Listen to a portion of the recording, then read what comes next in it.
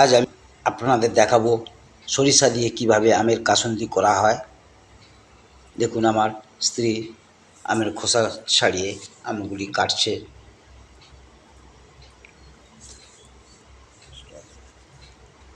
কাটা আমগুলিতে নুন মাখানো হচ্ছে। এভাবে নুন মাখিয়ে 3-4 ঘন্টা রেখে দিতে হবে, যাতে আমগুলি চড়ে কাঁচা রস কিছু বেরিয়ে যায়।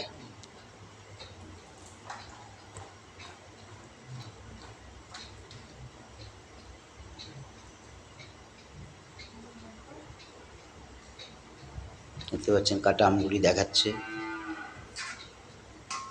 আমগুলি ঢাকা দিয়ে রাখা হচ্ছে, এভাবে 3-4 ঘন্টা থাকবে। এখন মিক্সিংয়ে সর্ষে ভাঙা হবে।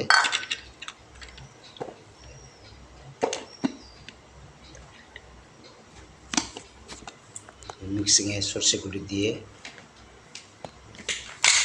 ভাঙা হবে।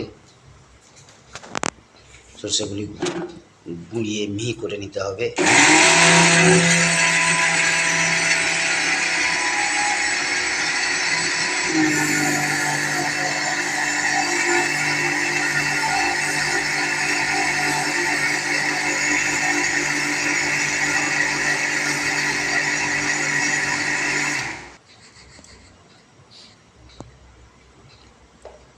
সর্ষেগুলি চালনায় চালা হচ্ছে, মোটা অংশটা বের করে দেওয়া হচ্ছে। খোসা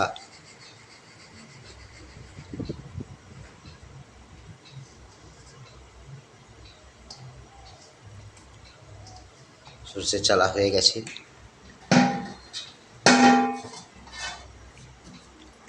ঢাকা দিয়ে রেখে দেওয়া হচ্ছে।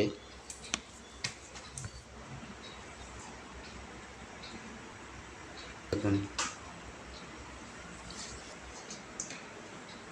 এখন এই সর্ষেগুলি কিছুটা জারের মধ্যে নিচে দিয়ে দেওয়া হলো।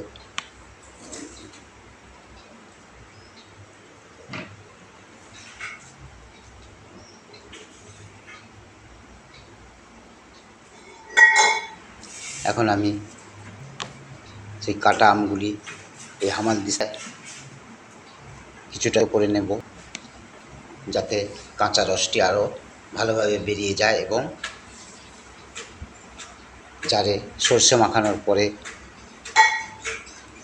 আমগুলি নরম হয়।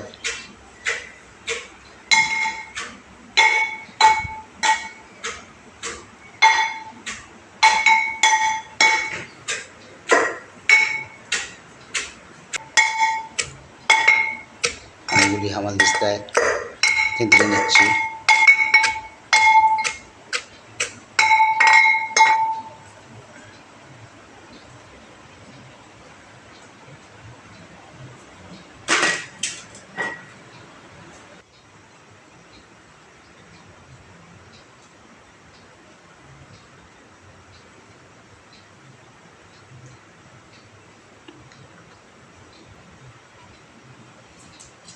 এখন আমি থেঁতলানো আমগুলি থেকে আমের রসটা নিংড়ে বের করে দিচ্ছি।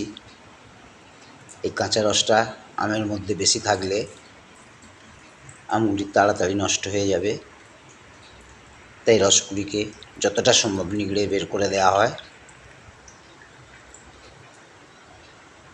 আম কাসুন্দি ভালো থাকার জন্য এভাবে রসটা নিংড়ে বের করে দিলে দীর্ঘদিন আমের কাসুন্দিটা ভালো থাকবে।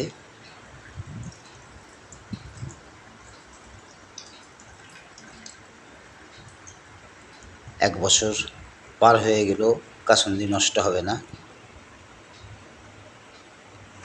দেখুন এখন আমি এই আমের মধ্যে সজনা গাছের ছাল, আগড়া ফল ও দুর্বা ঘাস দিচ্ছি। এগুলো কেমিক্যালের বিকল্প হিসাবে।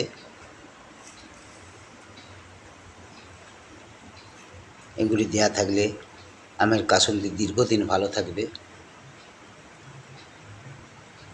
এখানে আমি আমের উপর হলুদ গুঁড়ো দিচ্ছি। হলুদ ও জীবাণুনাশক, তাই এই হলুদ গুঁড়ো মেশানো হয়।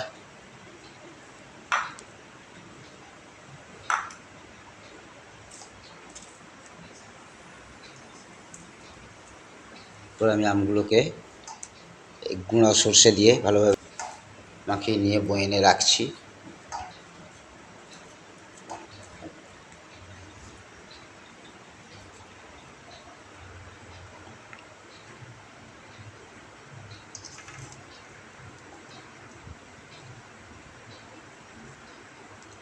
সর্ষে মাখানো আমগুলি বয়েনে রেখে